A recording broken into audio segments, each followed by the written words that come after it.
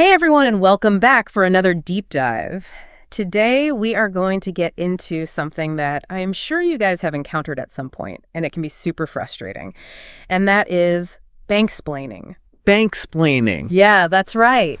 Like I love that term. when someone at the bank is just like talking down to you, like you have no idea about anything financial, That's right. Like you just opened your first bank account yesterday. Yeah, exactly. Like how do you even like function as a human in the world? Exactly.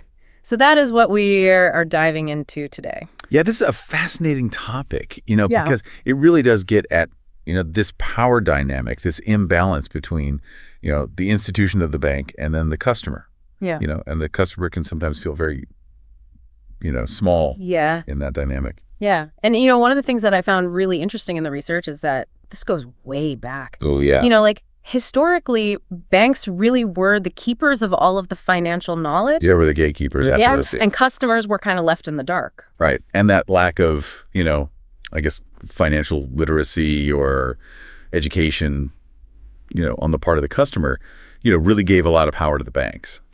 Yeah, it's like it was almost beneficial for them to keep people kind of in the dark. Right. So, but what I think is even more fascinating than the history of this is the psychology behind banksplaining. Yeah. Like why do they do it? Why do they do it? Why do some bank employees feel this need to kind of talk down to people, even if we are talking about complicated things, but even if someone has a pretty good grasp of their finances. Yeah, and it does come down to a lot of it is the professional identity and the organizational culture. Yeah. Banking professionals, they're trained to project an image of authority and expertise. It's almost like they put on the uniform. Exactly. And then suddenly they're like, I know everything about finance. yes, the financial guru. Yes. And that can be a really dangerous trap. It can, because it's often compounded by the pressure to meet certain metrics, sales targets or, resolving issues quickly. So you've got like a bank teller and there is a line out the door and they're being judged on how quickly they can get people in and out. Right. And so, yeah, it's easy to see how genuine customer service would take a backseat. Exactly. And it really does become more about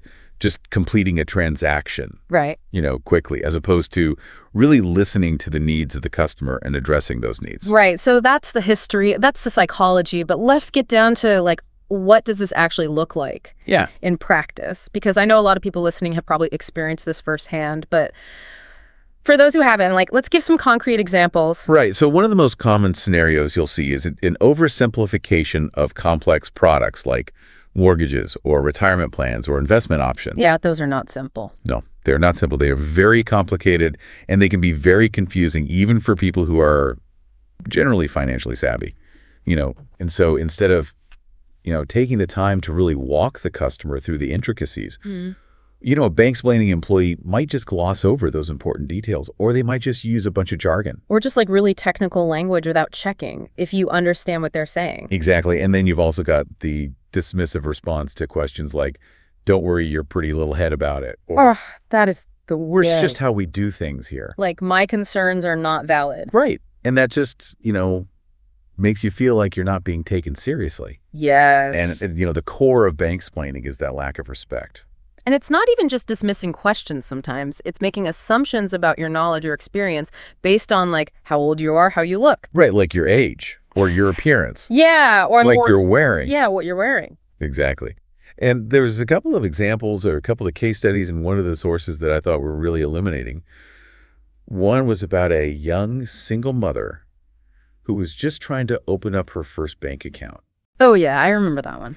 And the bank employee just threw all this jargon at her, overdraft protection interest rates, just assuming that she wouldn't understand these basic concepts. And she left us feeling totally defeated. Totally defeated. I can't do this. I can't adult. Yeah. And then there was another example of a retiree who went in to get some investment advice. And because of her age, the bank employee just assumed she would not be interested in or capable of understanding anything related to technology or digital investment platforms. Yeah, and it's they just slotted these people into these boxes based on just a quick glance. A quick glance and just, these stereotypes, and it really can make people feel so patronized and disempowered.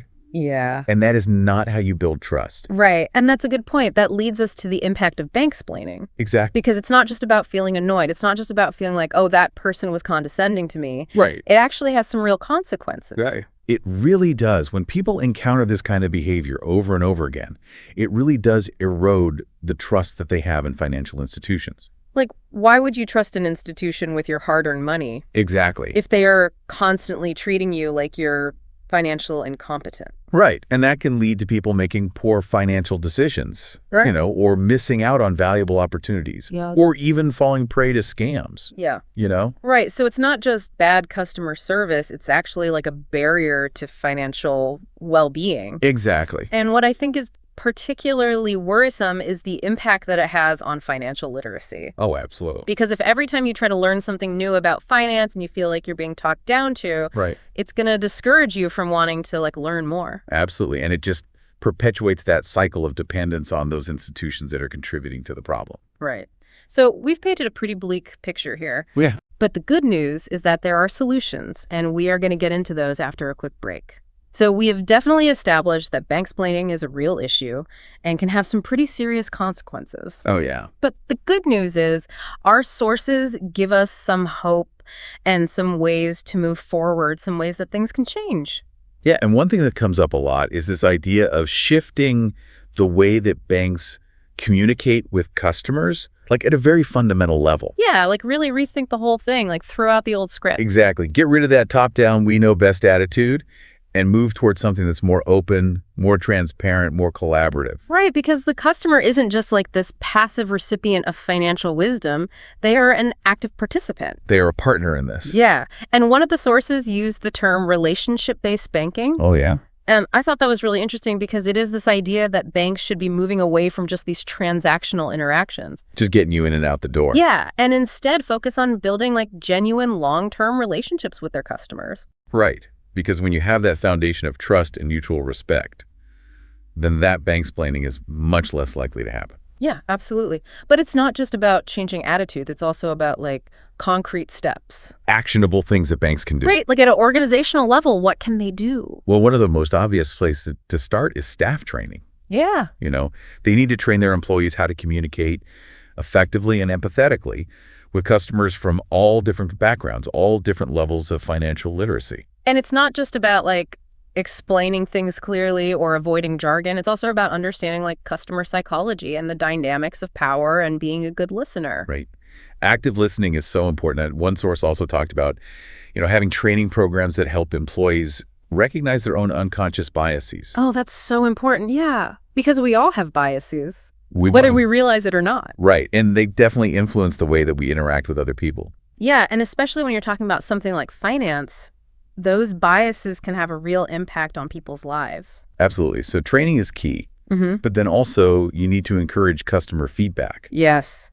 They need to create a culture where customers feel comfortable sharing their experiences, good or bad. And not just collect it, but actually do something with it. Right. It can't just be, we'll put this in a file somewhere and never look at it again. Mm. It's got to be analyzed and understood and used to actually make changes within the organization. Yeah, create a feedback loop. Exactly. Where they're constantly learning, adapting, improving. But even the best training in the world, even the best feedback mechanisms aren't going to be enough if they don't shift the overall culture of the bank. Right. They have to move away from just speed and efficiency at all costs and really put the focus on genuine customer care. Because taking the time to really understand someone's needs and explain things in a way that they can understand, that's not a waste of time. No. That's an investment. It's building trust. It's building loyalty. Exactly. And that's going to pay off for everyone in the long run.